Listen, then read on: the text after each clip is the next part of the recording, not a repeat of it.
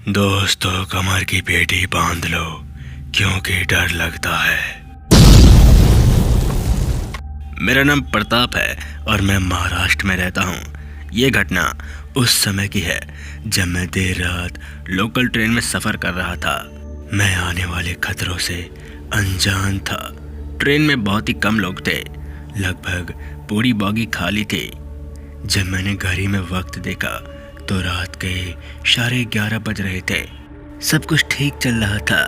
Train अपनी रफ्तार में आगे बढ़ती जा रही थी। मैं कान में ईयरफोन लगाए गाने का मजा ले रहा था। तभी ट्रेन एक छोटे से स्टेशन पर रुकी। जब मैंने बाहर जाकर देखा तो वो स्टेशन पूरी सुनसान पड़ी थी। वहाँ इक्का दुक्का लोग ही मौजूद थे। खैर, मैं उन्हें नज़रअंदाज करते हुए वापस ट्रेन में आ गया। लेकिन जैसे ही मैं अंदर आया तो मैंने जो देखा वो देखकर मेरे होश उड़ गए, क्योंकि मैंने देखा कि एक लड़की अजीबोगरीब तरीके से नीचे झुकी हुई थी।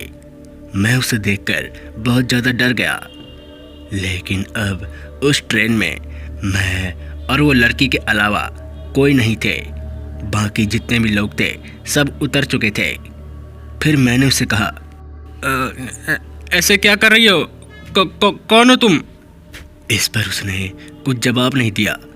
अभी मैं कुछ कर पाता कि तभी उसने अपना सर उल्टा कर दिया।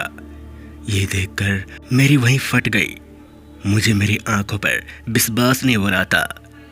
उस वक्त मैं ऐसी मुसीबत में फंस चुका था कि मुझे कुछ समझ नहीं आ रहा था और मैं करूँ तो करूँ क्या। मैं काफ़ी परेशान हो गया था। अभी मैं कुछ कर पाता कि तभी वो लड़की धीरे धीरे मेरी तरफ बढ़ने लगी। अचानक से ट्रेन की लाइट ऑन ऑफ होने लगी। अब मैं बहुत ज़्यादा डर चुका था और मैं मौत को अपनी आंखों के सामने देख रहा था। देखते ही देखते वो मेरे ऊपर झपट पड़ी। लेकिन तभी कुछ ऐसा हुआ जिसकी मैंने कल्पना नहीं की थी। जैसे ही उस लड़की ने मुझ पर हमला किया कि तभी वो दूर जाकर नीचे गिर पड़ी। ऐसा इसलिए हुआ क्योंकि मैंने अपने गले में भगवान का लॉकेट पहन रखा था। मैं जो देख रहा था मुझे कुछ समझ नहीं आ रहा था और ये मेरी ज़िंदगी में पहली बार हो रहा था, जिसके चलते मुझे भगवान की शक्तियों को मानना ही पड़ा। उस रात से पहले मैं भगवान को नहीं मानता था, बस ऐसा ही गले में पहन रखा था क्योंकि मेरी माँ ने मुझे ज़बरदस्ती पहना रखा था। ट्रेन अपनी रफ्तार में अंधेरे को चीरते हुए आगे बढ़ती जा रही थी। मैं चुपचाप साइड में खड़ा होकर किसी स्टेशन के आने का इंतज़ार कर रहा था।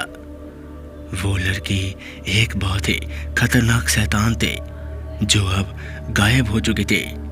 समय गुजरता गया। देखते ही देखते अगला स्टेशन आ गया। फिर मैं बिना देरी किए हुए तुरंत नीचे स्टेशन पर उतर गया और आखिरकार अंत में मैं सही सलामत अपने घर पहुंच गया। लेकिन उस रात भगवान की शक्तियों के चलते मैं बच पाया, नहीं तो मेरी लाश ट्रेन में मिलती। अगर आपको ये कहानी अच्छी लगी तो हमारे चैनल फियर पॉडकास्ट को लाइक शेयर सब्सक्राइब करना ना भूलें। मिलते हैं ऐसी डरावनी कहानी के साथ। तब तक के लिए जय हिंद, जय भारत।